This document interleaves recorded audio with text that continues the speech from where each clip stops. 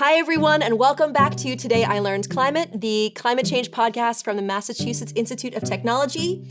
I'm Laur Hesse Fisher, and I can't believe that this is going to be the last time that I ever utter those words. Yes, I am leaving the show. Very sad to do that. It has been a wonderful, remarkable experience being here and creating the show with my wonderful team. And at the same time, I'm really excited to share what is coming up next for TILclimate, because it certainly is not going away. So on this episode, what we're going to do is we're going to talk a little bit about the secret sauce of how we make the show and what makes it special. We're going to talk a little bit about some new things that are going to change with the upcoming season. But first, it is my distinct pleasure and honor to introduce to you Madison Goldberg. Madison is going to be the new host of Today I Learned Climate. Madison, welcome to the show. Thank you. It's such an honor to be here. I'm really excited. So we're going to get a huge opportunity to get to know you and your background. You are no stranger to science communication. You have a degree in Earth and Planetary Sciences from our dear friends down the road, as well as in journalism. And you have worked on the Scientific American podcast and on Living on Earth and that show. And also you've done deep reporting on environmental issues in Pennsylvania. So you have so much to bring to this conversation. Let's start off. I want to ask you, what sparked your fire for science communication? Yeah. I had what I think is not an uncommon path into science communication, where I started in science. I studied in undergrad, I studied Earth and Planetary Sciences, as you mentioned. And I adored it. I worked with amazing people. I did, earth science research, and it was awesome. But I realized that I think the parts of it when I was just really fired up and in my element were not necessarily, in the lab per se, but when I was, at a big earth science conference in the giant poster halls where everyone has their posters out and going around and learning from people, learning about their research. I also have this very vivid memory of before one of those conferences, I had made my big poster and it was spread out on the table and my grandparents were visiting. And I distinctly remember the joy that came from explaining to them what I was doing and them at least pretending to be interested. Yeah. And that was fantastic. And, from there, it was just, I was really lucky to have folks who encouraged me to keep exploring it, and both in science and in writing and journalism. So, I love that. And you chose audio as a way to express and kind of do your science communication. What do you love about the medium of audio? Yeah. At the risk of sounding obvious, you hear people and their voices. And I think that's really special. On TILclimate, you hear from scientists in their own voices. I think you can really hear when someone gets animated. And especially now that we have so many people who are deploying climate solutions in the field and their communities, getting to talk to them, I think is really, really special. And I think it makes it tangible, hopefully, for listeners in a special way. That is absolutely why we prioritized having this as a podcast, because we wanted people to feel a closer connection to the science. Mm-hmm. I mean, you read about it, you see reports, you see statistics and graphs. It feels very distant and kind of abstract. And so this is a way to hear the stories and the interests and the words specifically from scientists and kind of personify them a little bit more than you get to do in a more traditional way that science is communicated and climate change science is communicated these days. Yeah, absolutely. I think that personality aspect is crucial. And I'd love to hear a bit about how you've gone about that, how you've thought about how to cultivate that personality of the show. So thank you. So we built the show for people who were curious about climate change already. Maybe they were new to climate change because of a job, or maybe they were confused by lots of different things that they hear about on the news, and they just wanted someone to provide a kind of signal through the noise of what was going on, simple, clear explanations. I feel like as the host, I get to be curious on behalf of the audience, right? We have the scientists that are there. I get the honor to be able to ask them all my questions. And then I have to figure out how to distill that down to the most basic key things that our audience needs to know. Let me give you one example. Yeah, please. So one of our first episodes was with Professor Carrie Emanuel, and we were working on a show on hurricanes. And what I learned is that the way that hurricanes form in an ocean is actually really complicated. And then we were wrestling with this, how do we deal with this? And then we realized the thing that we need to communicate here is not all the mechanics of how a hurricane starts, but the fact is that a warmer air means a warmer ocean. Warmer ocean has more energy that basically creates more energy inside of a hurricane. And the hurricane like absorbs more of that energy, and that's why it's more intense. We don't need to get more complicated than that. Yeah. So what we always try to do with all of our shows is take the topic and kind of distill it down to something that feels memorable and simple and crisp for people to remember. Yeah. Yeah, that actually reminds me, you mentioned that I was fortunate to do a fellowship in Pennsylvania reporting on environmental issues. One of my very first assignments was something that this reminded me of. And, we made these very short radio spots sometimes that, you just have to be snappy. They have to be within the window of time that you have. And so I was supposed to make an explainer about climate models. Oh, boy. Yes, and under a minute. Oh, gosh. So it was honestly, I'm so glad that it was my first assignment because it was an incredible challenge. My editor and my other colleagues there helped me so much. I think it was this amazing exercise in forcing yourself to think about, there's a million different directions that I could go here. Climate models are obviously an immensely complicated area, but there are certain things that I think that serve people who are hearing it as they're driving, and other things that probably aren't that useful that to them in that moment that they can figure out if they want to go and learn more. So what I loved about what you said is that you provided that explainer as a springboard. Yes. Right? So it's like, okay, let's give people exactly what they need to know to understand why it's relevant for me or why I could care about this or should care about this. Maybe they're satisfied with that, but maybe actually it's a step towards a deeper dive with a sort of basic level of understanding. And I think that's a really valuable and important role of science communication. Yeah, totally. And on this idea of like making things memorable, I think, you kind of mentioned like, okay, so how can we get to people and how can we sort of find these ways of putting it that help it stick?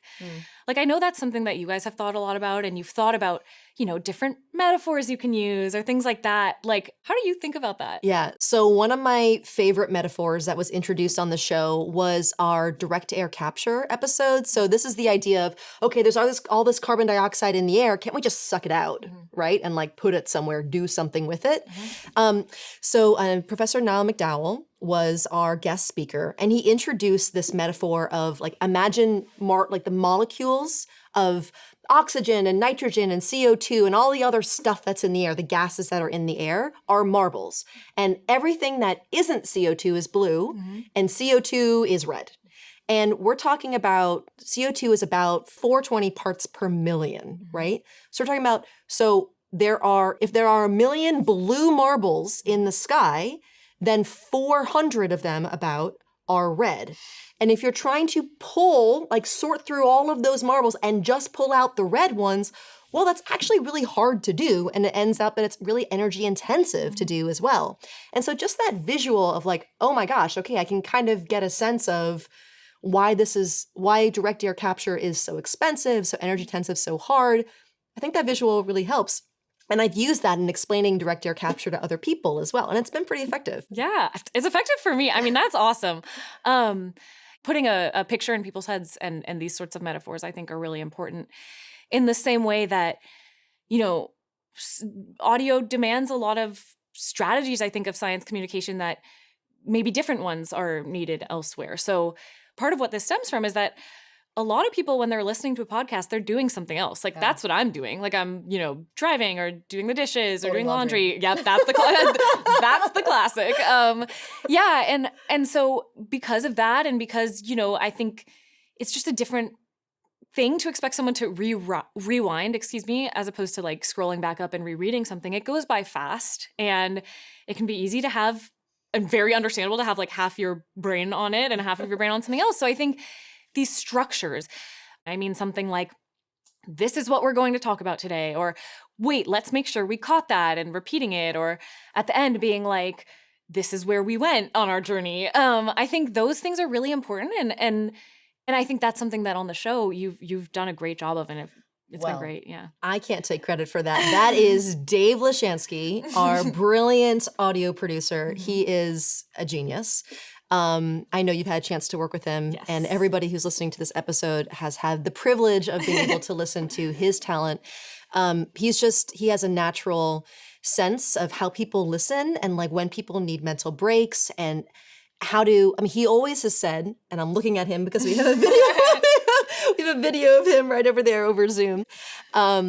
And you've always said, Dave, that podcasting is a visual medium. And it is, because we have these imaginations, and as we're hearing, we're imagining what we're thinking and what we're hearing in our minds. And of course, it forms for different people, and we have to carry people along, like what you said. So another part of bringing listeners along on the story is a lot about trust. Because one of the benefits, of course, is we're from MIT, so we have an incredible cadre of researchers and people that we can pull from for the show that brings a sense of credibility. But then also, we don't expect our listeners to take what we say for granted. We come with a lot of curiosity. We also try to come with a lot of skepticism. And what I mean by that is a scientist is naturally skeptical. I mean, you're a scientist, right? And journalists are also naturally skeptical. And so they're trying to not take things at face value. So in addition to explaining kind of what folks know about, what scientists know about climate change, we also try to communicate how they know what they know. So one of my favorite episodes was TIL about planting trees. And the whole concept is like, well, can't we just plant a whole lot of trees? And like, if not, why not? And all of that. And so we took at it like, okay, let's actually get genuinely curious about that. And as part of that episode, we looked at, oh my gosh, we had to talk about science communication. First, we had to start with like, okay, well, we have to explain how trees take up carbon and then emit carbon, right? Like I'm looking at Aaron Krol, our executive producer and writer for the show, where we just spent a long time. I remember you and I spent a long time figuring that out and redoing the calculations. And oh my gosh, it was a whole thing. Anyway, so we had to explain that part and then explain how it works like inside of a tree. And then we realized, well, we're not really talking about trees. We're talking about forests, right? Because like that's the scale that we're talking about here. And so when you want to measure the carbon dioxide in uptake and release in a forest, there are like these radio towers that can like use sensors and like, measure the airflow. And there are all these calculations. So we're explaining how that works. But as we're explaining how that works, we're also demonstrating like, okay, we know these things, but we don't know them perfectly. So it's like, we hope that by explaining how things happen, it also elucidates like some of the challenges that exist in trying to deal with climate change. Totally. And so we're talking a lot about sort of these ideas of how to communicate the science and the nitty-gritty of that stuff. But obviously, I know a big focus for you in creating this show is also a focus on the solutions. Oh, yeah. Yeah. And I think, and I have a lot of empathy for this feeling. I think it's very easy to feel doomed and to feel scared and to feel overwhelmed by the prospect of climate change. And, is it too late to do anything? What do we even do? Like, I think that's a totally understandable feeling. And something that I've really appreciated about the tone that you've created on the show is I tend to leave the episodes feeling more motivated, more like a sense of efficacy, a sense of possibility. And I'd love to hear like sort of, you've been working on this show for many years, how you sort of molded that, how you thought about that. Man, I'm so thankful and grateful that you get that impression from listening to the show. It's definitely something that we prioritize. I don't feel doomed about climate change. And I've thought a lot about why that is. And I think a lot of it is because I do this work. And I am connected with so very many people, smart, committed, authentic, hardworking people, like thousands and thousands and thousands. And if you look at the global climate community, millions who are working strategically on this issue. So I don't feel alone. And of course, I'm concerned. I'm very concerned. We need to take action. But I think that feeling of you said motivation, agency, and being a part of something shifts the way that you interact with the problem. And that's part of what we want to bring to the show. Because the fact is, we have a lot of agency. There is a toolkit, a tool belt of solutions that need to be employed. And there's a lot of work that needs to be done, and there's a lot of work that can be done. And so in every episode, we really try to focus on, okay, where is the sense of agency? What are the things that are holding back progress, but then can actually be done to move things forward? And I'm just thankful that we've been able to figure out a way to do that. Yeah, so on this sense of agency and efficacy that you've tried to cultivate, how do you go about that? What does that look like in the show? What has it looked like thus far? Yes, the reason why I sighed is because it's something that we thought a lot about, and we've really wrestled with this topic because we know this is not a what I can do about climate change show. Mm-hmm. And at the same time, a lot of people are wondering, what do I do about climate change? Mm-hmm. And we tackled this in an episode. So the point that we try to emphasize in the show is that climate change is a systems problem. Mm-hmm. And one individual is inside of a system. And so we need a systems change solution to this problem. Okay, that sounds very technical. It's very MIT. What does that even mean? It just means that these things are big and complicated. So in that episode, we encouraged people, instead of asking, what can I do? To ask, what can I influence? What communities are they a part of that they can shift something there? Are there faith groups that have buildings and infrastructure where they can shape things? Are there nonprofit organizations that they're a part of that maybe could do advocacy work? What are they inside of a corporate infrastructure or a legal infrastructure where they could shift systems? Like that's the kind of work that really needs to happen in order to deal with the systemic issue. So in all of our episodes, we try to frame it through that lens. Like, let me give you an example. We worked on an episode recently, you were involved in this episode, called The Great Indoors, where we talked about buildings. And so we could have just focused on, okay, what are the steps that everybody needs to do to kind of retrofit their homes and have better energy efficiency and save money and blah, blah, blah. We did talk about that, but we didn't just talk about that, right? We also talked about the larger issue of like, okay, you can retrofit your own home, but how is a city, a state, a country retrofit an old building stock, like existing building stock? And then what do we need to do? What do we need to do on setting new building codes and new kinds of standards so that new buildings that get built abide by like certain kind of energy efficiency, So we can't just stop at the individual level. We really want people to be thinking of the larger picture. And part of it is we know that they're all different people of all different walks of life who are listening to this show. We know that we have city planners and former mayors and policy staffers and people who have, set procedural guidelines in their corporate infrastructure. Like we know that people are listening to the show and everybody has something that they can influence. So we really try to frame it so people can find themselves as best as we can inside of that context. Yeah, I'm glad you brought that up because a concept that has greatly resonated with me as I've learned more about climate communication is one that, there's a scientist and climate communicator who I really, really admire, Dr. Ayanna Elizabeth Johnson, and she talks about this concept of a climate action Venn diagram. So thinking about, what am I good at? What are the things that need to be done and what brings me joy? She talks about finding the intersection of those things. And I think that gets to this idea of what are things that I can do based on the networks, the communities that I'm a part of, and as she mentions, it's important that it brings you joy because that's something that you can keep doing, and hopefully will derive satisfaction and fulfillment and purpose from.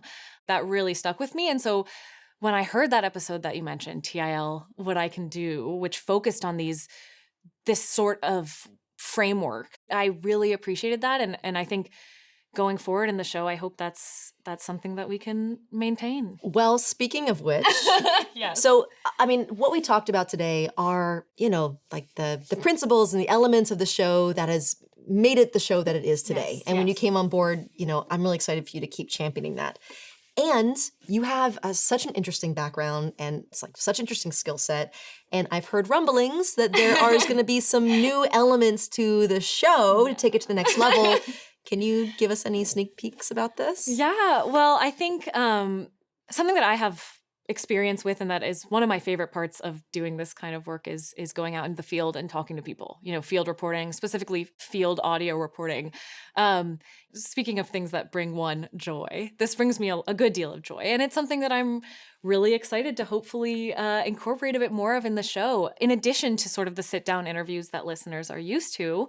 Climate solutions are being deployed now.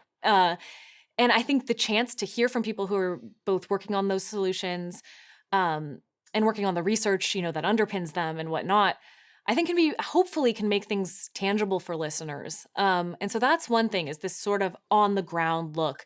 And actually, I had a chance recently to go out with some researchers from MIT who are doing some field work down on Cape Cod in a marsh there. You spoke about how trees and other vegetation stores carbon. And so they are doing research in that realm. Yeah, and I'm really excited to weave that into the show going forward. And then I think just this sense of momentum, this sense of possibility that you've talked about, that's something that I really, really will strive to maintain. I think that's super important. And something that you hear sometimes and that has been very motivating to me. I know it made an appearance, this concept in an episode, is that every fraction of a degree of warming that we can prevent matters. We have these sorts of numerical thresholds that global agreements are aiming to avoid. But passing one doesn't mean, throw in the towel and be done. And so that sense both of the urgency of doing something and the fact that we can. And there are, like you said, a tool belt of things, and people can leverage their networks, people can leverage their skills. There are so many tools at our disposal, and that emphasis is one that I hope and that I will strive to continue on. And there's also this incredible opportunity for us to build something better than what we have now on the show, of course, but also, but in the world, right? Yeah. I mean, this is a lot of conversation about climate change is escaping the worst impacts. And there's also the opportunity of, well, what can we build for the future that's better than what we have today? And that's the most important thing to look forward to. Yeah. So speaking of the future, of the world and also of your life. Can you tell us a little bit about what's next for you? What are you working on, and what can people look forward to from you? Oh, thanks for asking that. So, for the last several years, I have just been fascinated by what's actually holding us back, right? And actually accelerating action on climate change. And it just became clear to me over and over again that the political polarization of the issue of climate change is, say, one of the top, if not the top things in the United States. So the fact that one side of the political spectrum sees the issue differently than the other side of the political spectrum. And so I've been doing a deep investigation into that over the past couple years. One of the reasons I left MIT is to really pursue this completely and more fully.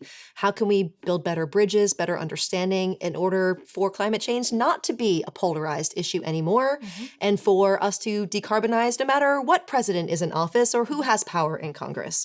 So I could nerd out for another hours and days on all of that.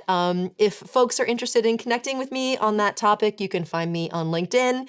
Who knows, maybe I'll do another show focused particularly on depolarization of climate, but that's where my heart is at right now, and I'm really excited to pursue it.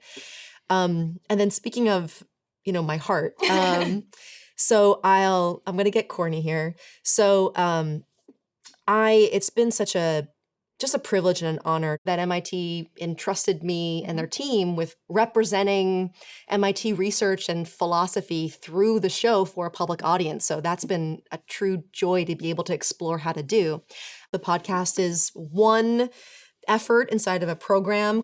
And we've had a fabulous team. Aaron, you've been my partner in crime in making this so successful. Obviously, Dave, too, on the show. And we if folks don't know, check out tilclimate.mit.edu for all the different resources that we have. It's been just a true joy to be able to produce something like this and for this show. And I just want to say to all of our listeners, thank you so much for being here for the last 7 seasons. It's been such a privilege to be able to have you in my head as we've been writing these episodes and producing them. And of course, hearing from you over phone calls and emails and LinkedIn posts and everything else. I'm really looking forward to you continuing with us in the show. All right. And to all of our listeners and to the folks watching this as well, since it is in video form too, thank you so much for being here. We're really, really excited that you're here. And please stay tuned for the next season. I'm really excited.